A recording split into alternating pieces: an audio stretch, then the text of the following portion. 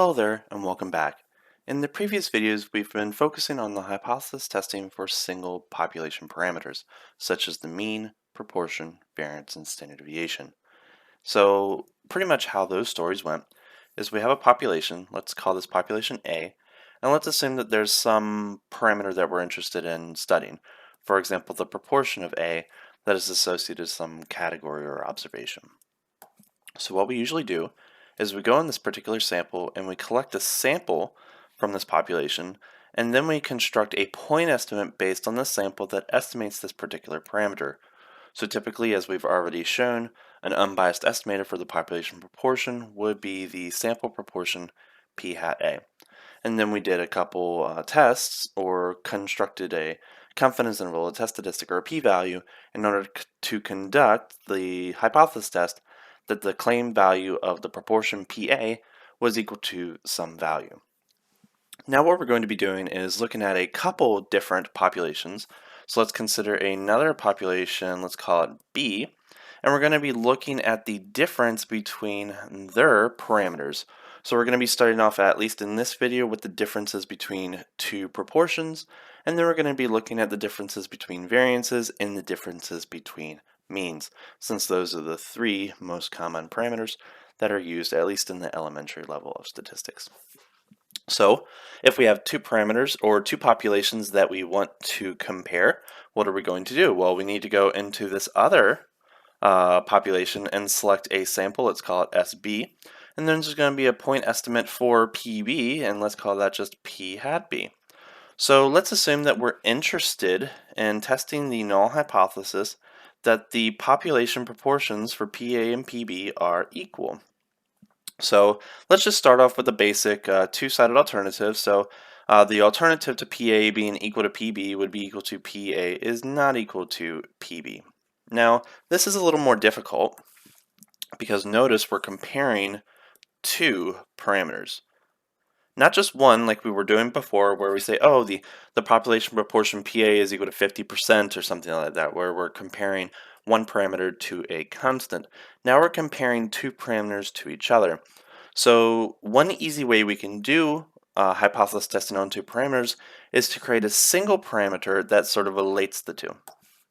So what we're going to do is we're going to be defining PD to be equal to the difference between PA and PB. Now it doesn't really matter, at least generally speaking, the direction that you subtract these two. So you could be doing PB minus PA. The only difference is that, for example, your confidence interval would be more situated on the left versus on the right. Your test statistic might be positive instead of negative.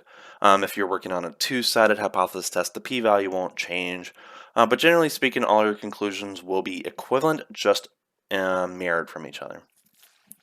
So if we define the difference between proportions PD to be equal to PA minus PB, then this null and alternative hypothesis that we have defined over here can actually change into equivalent form in terms of PD. So if PA is equal to PB, that means the difference between them is going to be equal to 0. And if PA does not equal to PB, that means the difference between them is not equal to 0. Now we have a single parameter, at least a quasi-single parameter, that we're comparing to a particular constant, and we actually already know how to conduct hypothesis tests on proportions compared to constants. Therefore, we can sort of go about comparing two proportions in the same exact way we just compared a single proportion to a particular value, and that's pretty much what we're going to be focusing on this time. So let's just lay down a couple foundations just in case you aren't already aware of how population proportions and hypothesis testing on them sort of go about. So let's assume a few things. So assume that NA and NB are both large. Remember, we were able to use the z-distribution for single proportion comparisons because according to the Laplace-Wald theorem, as n gets large, the binomial distribution can be approximated by a normal distribution. So we can use the z-distribution to model our levels of confidence. We're working with two different populations, so we're going to be having two different samples. So again, we're going to have to employ this restriction that the sample sizes that we draw from each of the populations are sufficiently large. So if these are both arbitrarily large, then, well, what is the sample proportions going to look like? So that's going to be equal to the number of observed successes. Let's call that XA. So XA is going to be a random variable because we technically do not know how many successes we will have in our arbitrary sample of size NA. And similar for P hat B, that's going to be the number of observed successes in sample B over the size of sample B. So those are our sample proportions that we're going to be able to observe once we get our samples. So let's just state, just in case you missed it, what XA and XB are. So where XA and XB are the observed number of successes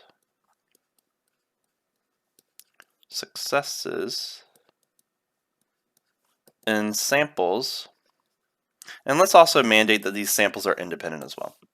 In independent samples, let's call it SA and SB. All right.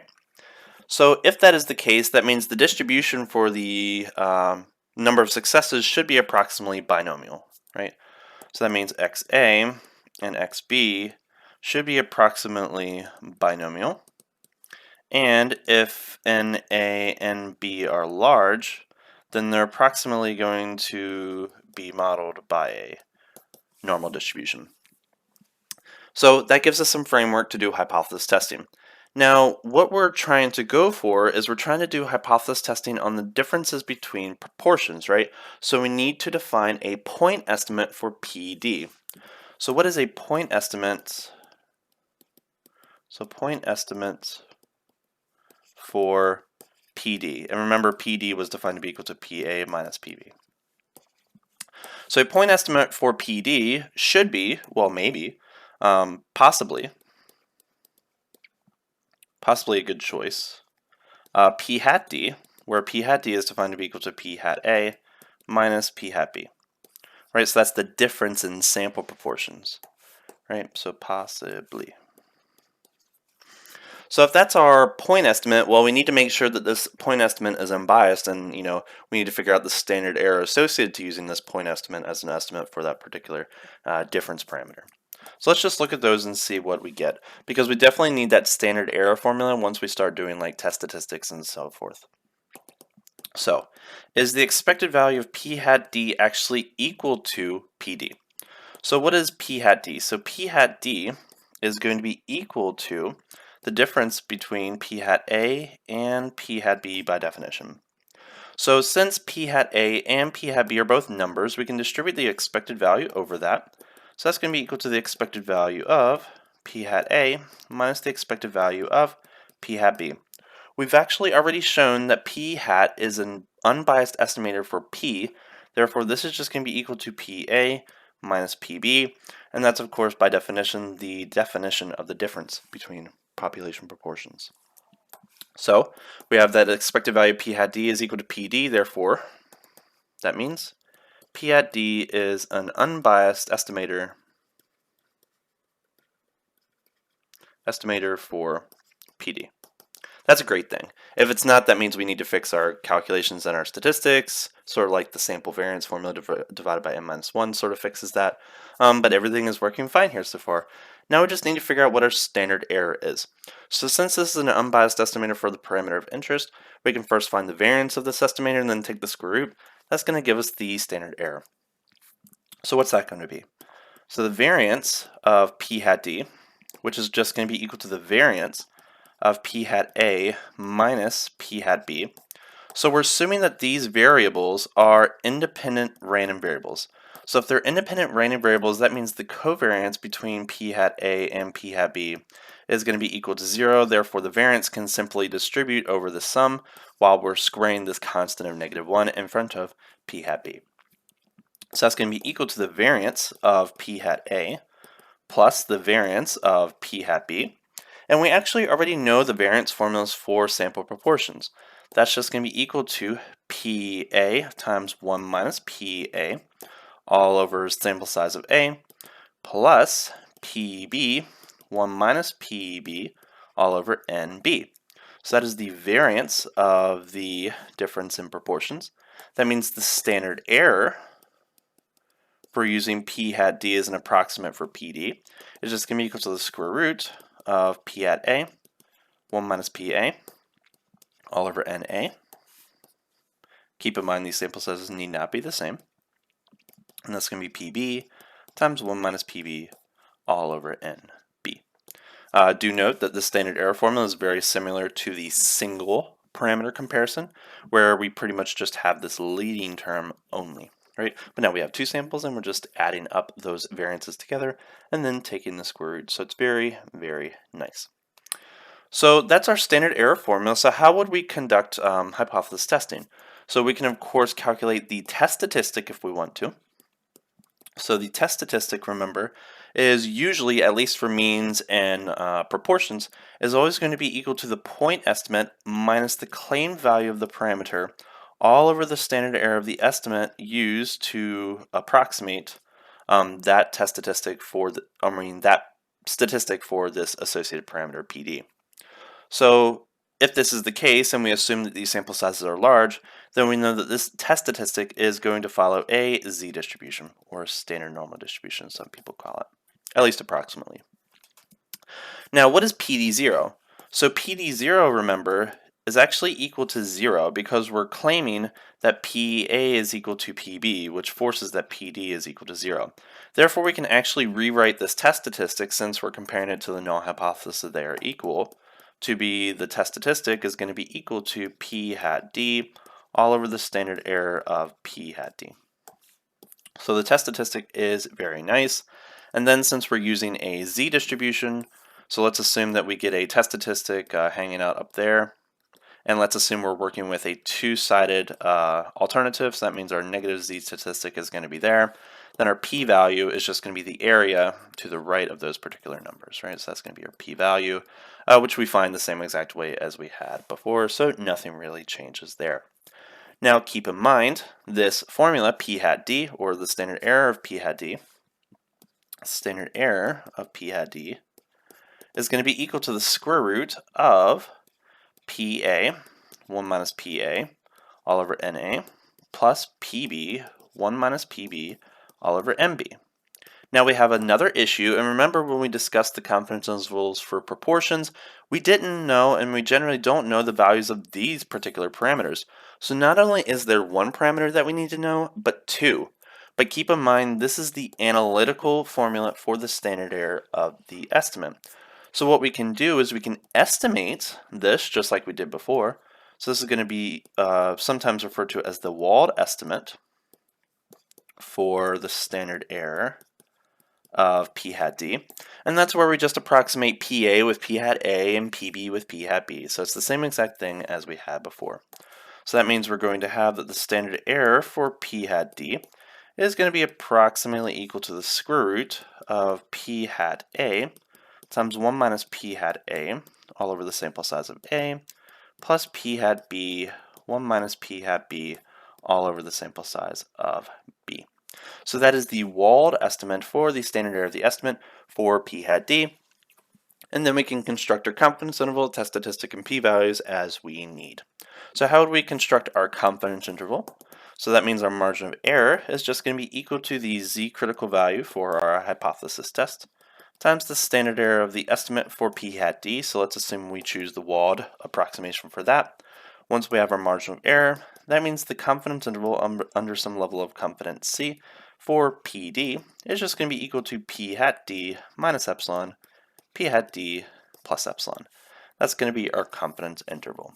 So let's also remember what we're actually going to be testing against. So remember that the null hypothesis was that PD is equal to 0, and PA, or HA, was that PD is not equal to 0. So the only number that we really need to focus on is the number 0. So how would we conduct this? So if 0 belongs to the confidence interval, that means we have evidence to believe, that PA is equal to PB, because the sample proportions are approximately equal to each other, right? So if they're approximately equal to each other, then we do not have evidence to reject the null hypothesis. So we're going to be failing to reject the null hypothesis in that case if 0 is an element of the confidence interval, right? So that's the first scenario that we could encounter. And the second scenario would be if 0 is not in the confidence interval. So if 0 is not in the confidence interval, then we have evidence to believe that PA is not equal to PB. So if PA is not equal to PB, that of course means that PD is not equal to 0. That means we have evidence to believe that this null hypothesis is false, therefore we're going to be rejecting the null hypothesis. So if PA is not equal to PB, then technically we have evidence to believe that PA is greater than PB or PB is less than PA. And of course you can choose whichever sample proportion is the greatest to determine which one of these categories that would follow. But keep in mind we're only looking at a two-sided alternative here. We're not really focusing on the one-sided conclusions, even though you could necessarily make them from our sample statistics. Now, keep in mind, for example, the single proportion confidence intervals, we had another way to go about constructing confidence intervals in test statistics, and that was via the Wilson score interval, which is a little bit more accurate and a little bit more dynamic in terms of its uses. So one could ask, well, is there other approaches to approximating or maybe calculating the standard error for PID, because technically that's the only issue we have in this derivation. So let's do a little assumption. So let's assume that H0, which of course is PA equals PB, is actually true. So let's assume that the null hypothesis is actually true. So if this is true, then PA equals PB is equal to some number, let's just call it P. Right? Now, it's not really safe to assume that the null hypothesis is actually true, but let's just sort of carry that conversation in the scenario that we have evidence to believe that it is, right? So if evidence to believe that it is, then maybe we should be using another approach by let's just assuming that, these things are equal to the same proportion.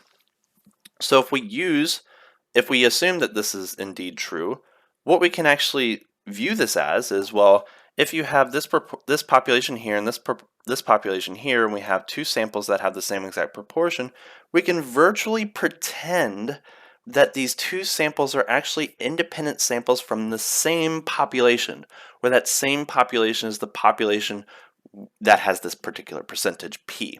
Right? So we're sort of merging them into the same population. So this has PA in it, this has PB in it, and this is just going to have P in it, right? So you're going to have sample A, you're going to have sample B, and technically that's merging into some sample S that is associated to some common proportion P. So if that is the case, then what does our standard error formula look like? Well, the standard error formula for P hat D is then going to be approximately equal to the square root of P times 1 minus P all over n of A plus P times 1 minus P divided by n of B. And keep in mind, we don't have to have the same sample sizes for either of them. And we can factor out that P times 1 minus P. Therefore, we have SE P hat D is going to be approximately equal to the square root of P times 1 minus P times 1 over NA plus 1 over NB. So the only question is, well, how do we approximate this common value of the proportion? So this can be accomplished via what we call the pooled proportions. Because at least from this diagram that we have here, we're going to take this sample A, sample B, and then we're going to merge them into a common sample S. So how are we going to do that? We're going to say that P is approximately equal to the number of observed successes in A plus the number of observed successes in B, all divided by the sample size of A plus the sample sizes of B. So we're pretty much combining these two samples into one. And keep in mind, this is very important because these samples must be independent of each other. If they're not independent, then it's very, very risky to do this because you might be overcounting things. And also keep a note, this can also be written as the sample size of A times the sample proportion of A plus the sample size of B times the sample proportion of B, all over the sample size of A plus the sample size of B. So of course they are the same exact thing. And let's actually just call this P hat P for the pooled sample proportion. All right, so if that is the case, that means our standard error formula for P hat D is just going to be equal to the square root of the pooled sample proportion times 1 minus P hat P times 1 over N1 plus 1 over or NA and then 1 over NB.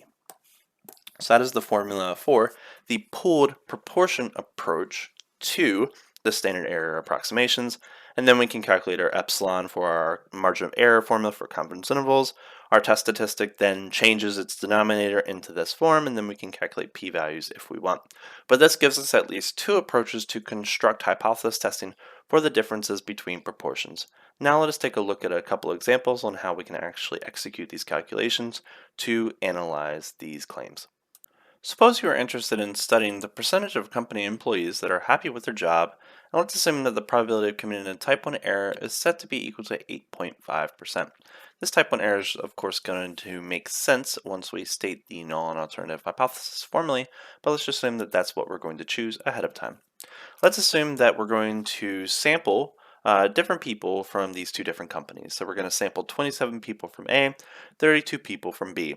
And in our sample of 19 from A, or 27 from A, we realize that 19 of them are happy with their job. And from sample B, we realize that 20 people of those 32 people sampled from company B also like their job. So if we go ahead and calculate the associated percentages, so for example, P hat A is going to be approximately equal to 0.7037, we at least have a point estimate representation for the percentage of people at company A that do like their job. And similarly for B, so P hat B is going to be approximately equal to 0.625%, so 62.5%. So we have that 62.5% of our sample from B like their job, and 70.37% approximately of company A employees also like their job. So the question that we want to answer is there a significant difference in the percentages between these two companies of their employees that actually like their job, right? So let's use our null hypothesis that the true percentage of the people in company A that like their job is actually equal to the true percentage of people in company B that like their job. Now, these both percentages could be low, high, or middle. That's not what we're testing here. We're just comparing the values between them. Let's do a alternative hypothesis that PA is not equal to PB. So that means we are allowing that more people in A like their job compared to B, or vice versa.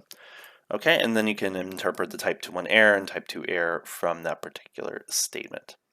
So if this is our statistics that we gather from our sample, how are we going to conduct our hypothesis test? So what we're going to do is we're going to be defining our parameter difference, PD, to be equal to PA minus PB. So if we define things in this direction, that means our point estimate for the difference between them, P hat D, is going to be equal to P hat A minus P hat B.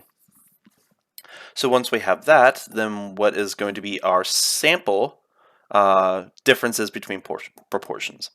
So P hat D is going to be equal to P hat A, so it's going to be equal to 19 out of 27 people minus 20 out of 32 people, and that's going to come out to approximately 0.0787. So that's the difference between proportions.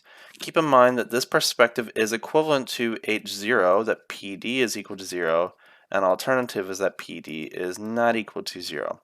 So how do these two worlds relate? So we need to ask ourselves, is this close to 0? Almost 8%. So is 8% a relatively small difference in the proportions between these two companies that like their job? And let's see if we can answer that question in a statistical manner. So the first thing that we need to do is calculate our critical value. So alpha was chosen to be 0.085. That gives us our level of confidence of 0.915. Since we're working with differences between proportions, we're definitely going to be using a z critical value. where this area shaded is going to be equal to 91.5%. So we're going to be able to construct a 91.5% confidence interval for this. The only thing though, we need to determine which standard error we're going to be using to calculate that. So let's choose a Wald approximation for the standard error for p hat d. If you use the pooled proportions, you're going to get something slightly different, and you can contemplate which one is better and the cases for which it is better.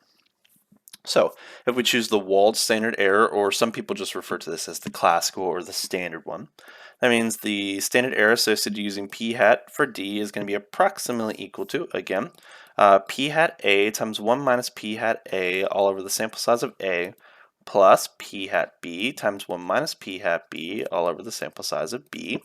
And once you actually conduct those calculations, you're going to come out to approximately 0.1227. So that's our standard error of the estimate for our sample statistic. So once you calculate the standard error, then we can calculate our margin of error, which is going to be equal to the critical value, z-crit, times our standard error of choice. And that's going to come out to approximately 0.2113. So that's a margin of error of 21%, which is relatively large. But nonetheless, maybe you should have gotten a larger sample size from these companies, or maybe we should be including some finite population correction factor into these calculations. So keep in mind the finite population correction factor, capital N minus N minus 1, would be hanging out underneath the square root without the square roots controlling them, just in case you do happen to encounter some of those problems. So once we have that, that means we can calculate our confidence interval. So the confidence interval for the differences in proportions under a level of confidence of 91.5% again is going to be equal to p hat d minus epsilon and p hat d plus epsilon, and that's going to come out to approximately negative 0.1326 and 0.2900. Keep in mind, our null hypothesis is that the differences between them is equal to 0. Therefore, 0 is the only element that we need to compare these things to. So, since 0 belongs to our confidence interval, that means we have evidence to believe that these proportions are relatively close to each other. That means we do not have evidence to believe that that is wrong, therefore we fail to reject the null hypothesis H0. So in terms of interpretations for this particular example, what does that mean? So that means employees or employee happiness. So employee happiness between the companies is relatively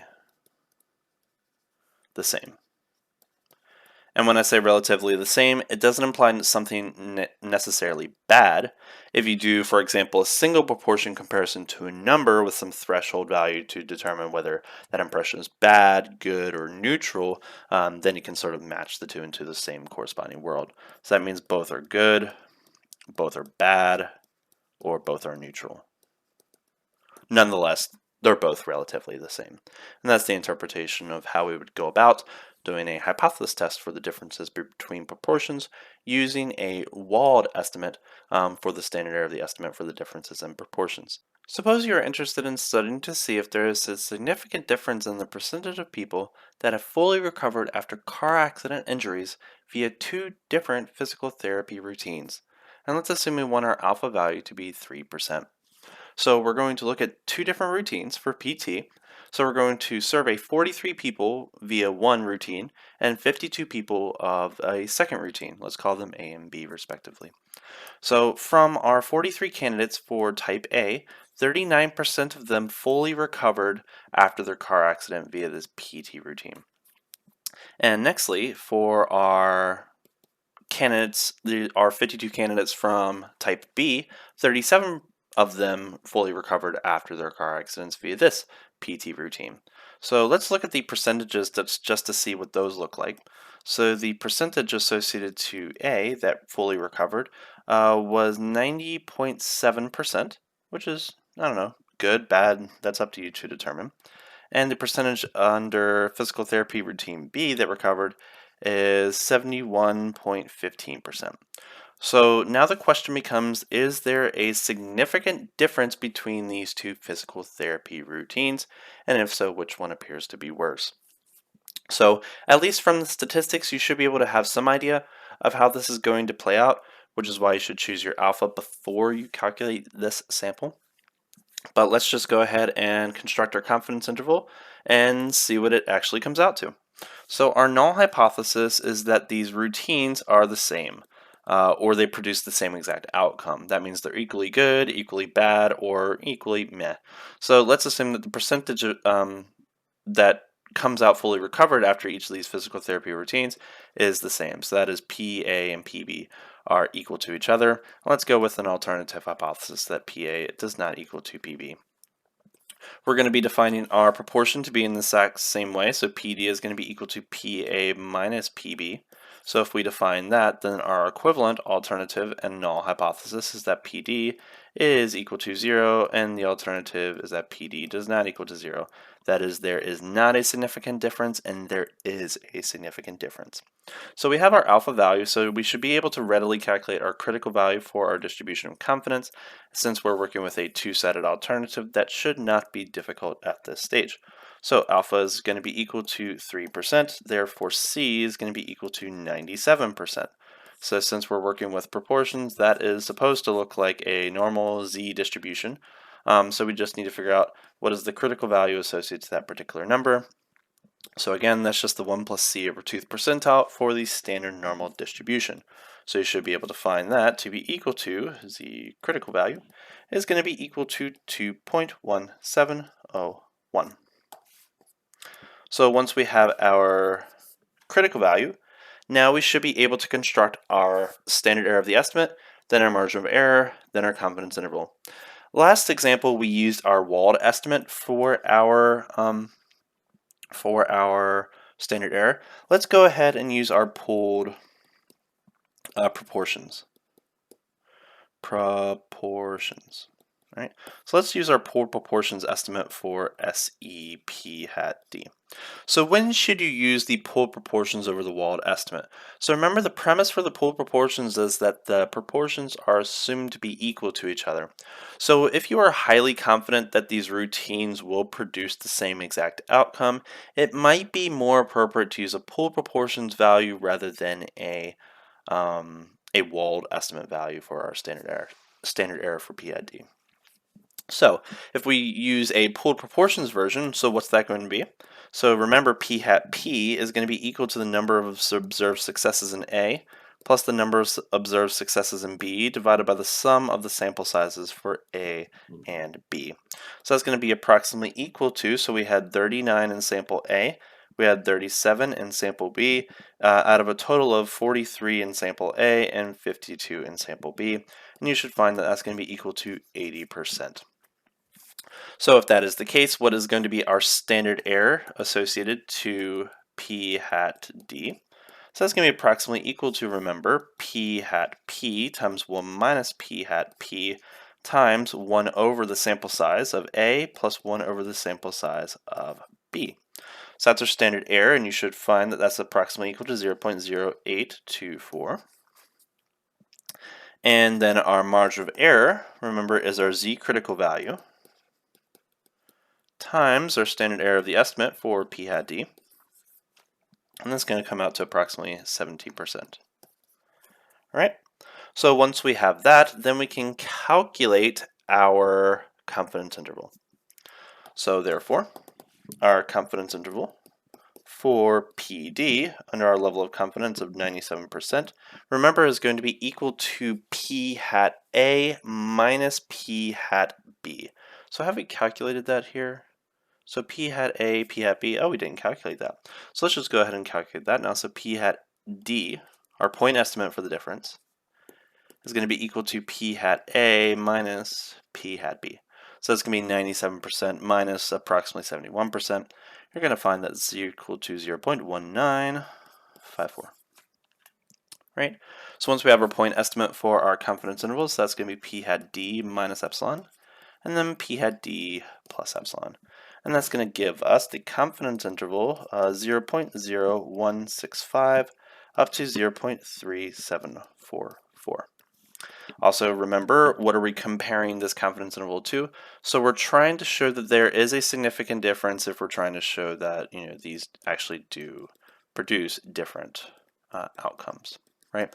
So we're just comparing this interval to the number 0, so we just need to ask ourselves, is 0 in this interval? And the answer is no. Therefore, since 0 is not an element of this confidence interval, then we have evidence to believe that these routines actually do produce different outcomes. Therefore, we're going to be rejecting the null hypothesis because we have evidence to believe that one is significantly quote-unquote better than the other. So that is two different ways that you can actually conduct hypothesis testing for the differences between proportions of populations. In the next video, we're going to be taking a look at how we can actually conduct hypothesis testing on the differences of variances and standard deviations for populations via another distribution. Hope to see you there. Take care.